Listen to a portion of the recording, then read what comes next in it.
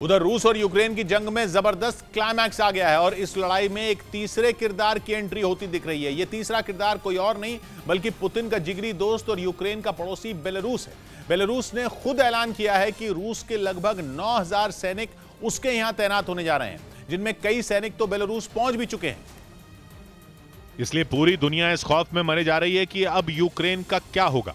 डर यह है कि चंद दिन में यूक्रेन पर बहुत बड़ी मुसीबत टूटने वाली है। उस पर पुतिन और उनके दोस्त का दोहरा वार होने वाला है और यूक्रेन की छोड़िए, सबसे बड़ा सवाल यह है कि क्या यही तीसरे विश्व युद्ध की शुरुआत है।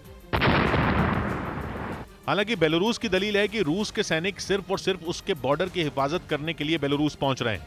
लेकिन जो बेलारूस यूक्रेन के खिलाफ पहले दिन से ही रूस का लॉन्च पैड बना बैठा हो, उसकी यह दलील किसी के गले नहीं उतर रही। सभी देशों को इसके पीछे एक बहुत बड़ी साजिश की बू आ रही है।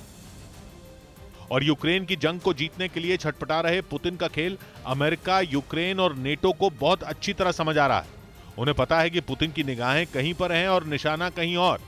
ऐसा इसलिए क्योंकि बेलारूस रूस और यूक्रेन दोनों का पड़ोसी है, लेकिन वो दोस्त सिर्फ पुतिन का है। यही वजह थी कि 24 फरवरी को यूक्रेन के उत्तर पर धावा बोलने के लिए रूस के हजारों सैनिक बेलारूस से ही घुसे थे।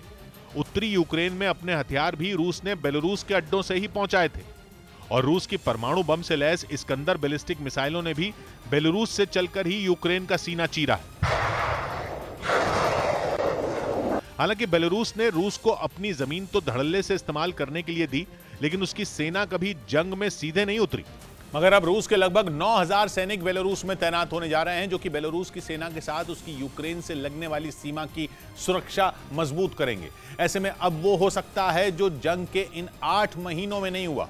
रूस वर्सेस यूक्रेन की लड़ाई में सीधे सीधे तीसरे देश की एंट्री हो सकती है। और माना जा रहा है कि उसी के लिए पुतिन अपने सैनिक बेलारूस भेज रहे हैं, ताकि वो ज़ेलेंस्की से इस जंग में 7 महीने पहले हुई अपनी सबसे बड़ी हार का बदला ले सके। वो हार जिसने जंग छिड़ने के महज 1 महीने के अंदर ही दुनिया के सामने पुतिन की नाक कटाकर रख दी थी। मार्च में कीव से ज़ेलेंस्की को भगाने का पुतिन का प्लान चौपट हो गया था, लेकिन माना जा रहा है कि इस बार पुतिन बेलारूस के रास्ते कीव का किला ढहा देंगे, क्योंकि बेलारूस के बॉर्डर से कीव महज 225 किलोमीटर ही दूर है। इसलिए बेलारूस की तरफ से जारी की गई तस्वीरों में ट्रेनों में भर भर कर रूस की सेना की गाड़ियां बेलारूस पहुंचती दिखी। अंधेरे में बेलारूस में रूस के बॉर्डर की तरफ से ट्रेनें और ट्रक चलते नजर आए। वैसे रूस के सैनिक इतनी बड़ी तादाद में अचानक ही बेलारूस रवाना नहीं हुए हैं, बल्कि बेलारूस के राष्ट्रपति अलेक्जेंडर लुकाशेंको ने पिछले हफ्ते ही ताल ठोककर ऐलान किया था कि नेटो की वजह से टेंशन इतनी बढ़ गई है कि बेलारूस और रूस की joint military task force Belarus के पश्चिमी बॉर्डर पर तैनात करनी पड़ेगी। उसी के तहत रूस के सैनिक बेलारूस पहुंच रहे हैं। बल्कि अलेक्जेंडर लुकाशेंको ने तो यह आरोप तक लगाया था कि यूक्रेन उनके देश पर हमले की प्लानिंग कर रहा है, मतलब उल्टा चोर कोतवाल को डांटे। इतना ही नहीं, लुकाशेंको ने यूक्रेन और अपने 2 और पड़ोसियों पोलैंड और लिथुआनिया, जो कि नेटो के सदस्य हैं, उन पर बेलारूस के विद्रोहियों को आतंकी ट्रेनिंग देने तक का आरोप लगाया था। उसी आधार पर बेलारूस ने अपने इन पड़ोसियों से खुद को खतरा बताया था और रूस से सैन्य मदद मांग ली थी। लेकिन अगर 2 देशों की लड़ाई में बेलारूस कूदा तो फिर नेटो को भी यूक्रेन में उतरना पड़ेगा, जिसका मतलब होगा तीसरा विश्व युद्ध।